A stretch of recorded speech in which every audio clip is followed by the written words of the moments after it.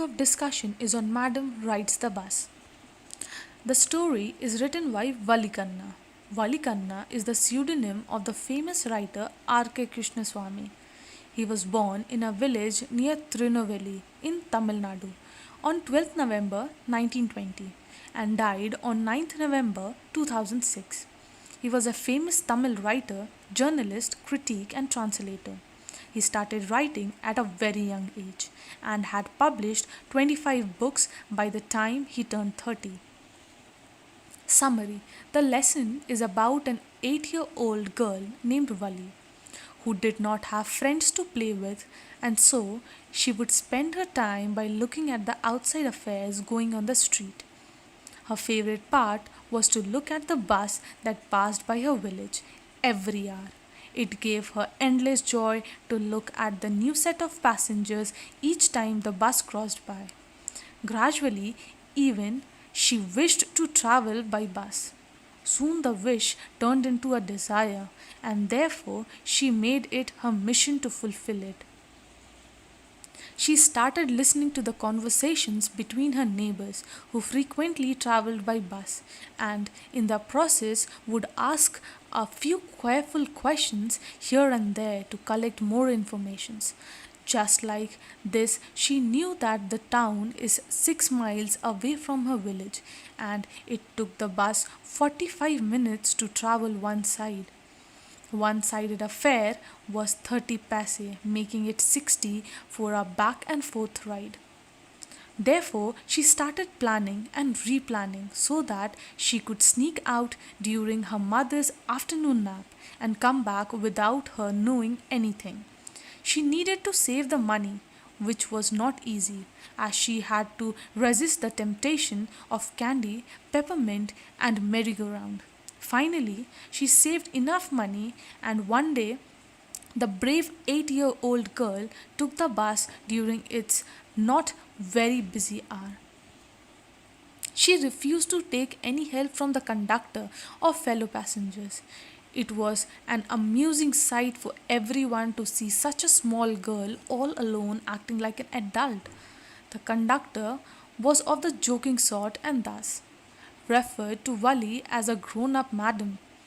Short heighted Wali would stand on a seat to be able to see clearly from the window while everyone advised her to sit for her own safety. Each time someone would poke their nose in her business, Wali would get annoyed as she did not consider herself a child. She did not want to be friends with any elderly lady who was worried about her because she thought she was not socially capable enough. She enjoyed seeing what was going on outside, and the sight of running cow in the middle of the road was abruptly a funny scenario for her. Upon reaching the town, she refused to get down the bus because she was too afraid to do so alone. While returning, she carried extreme enthusiasm until she saw a cow lying lifeless on the road. It was the same cow that was so joyous previously. Wally got terrified at the fact that how a creature so full of life can instantly turn into something horrible.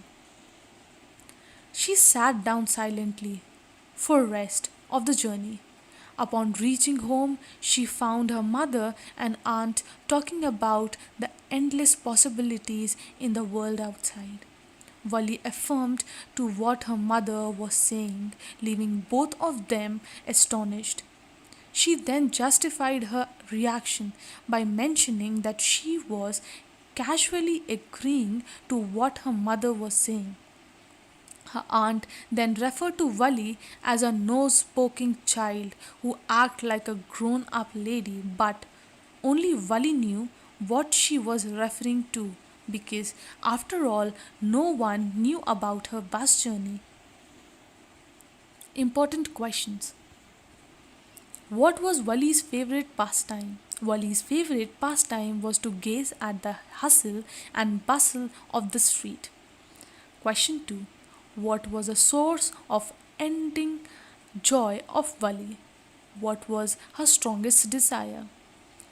Wali enjoyed watching the bus and its new set of passengers every time it crossed the village. It gave her a never ending joy.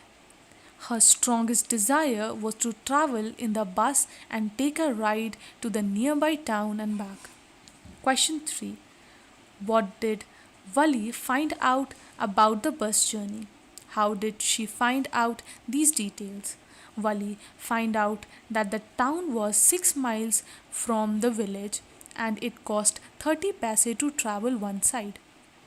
It took 45 minutes to reach town and the same bus could bring you back as well. Once she decided to travel by bus, even if just once. She started listening to the conversation of her neighbors about their bus rides very carefully. In the process, she wondered herself, asked some careful questions here and there in order to enhance her knowledge about the journey. Question 4. What do you think Wali was planning to do? Wali was planning secretively to fulfill her desire of traveling by bus without her mother noticing. Question 5. Why does the conductor call Wali madam? Well prepared and proud Wali got annoyed if someone called her a child or treated her like one. On the other hand, the bus conductor was of the funny sort and began addressing her madam, as she was grown enough, brought her ticket, and could take care of herself. Question 6. Why does Wali stand up on the seat? Why does she see now? Wali was a short in height, and thus, when she tried looking out of the window blinds would come her away, obstructing her outside view. Thus, she decided to stand on her seat.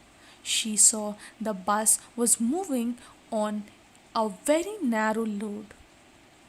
It was a channel on one side, beyond which palm trees, mountains, and blue sky could be seen. On the other side, there was a deep ditch flowed by greenery as far as one could see. Question 7. Why didn't she get off the bus at the bus station?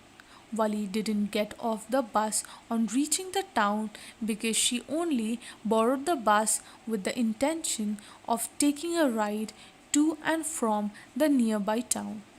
Moreover, she was too afraid to even casually have a look at her surrounding as she was all alone. Question 8.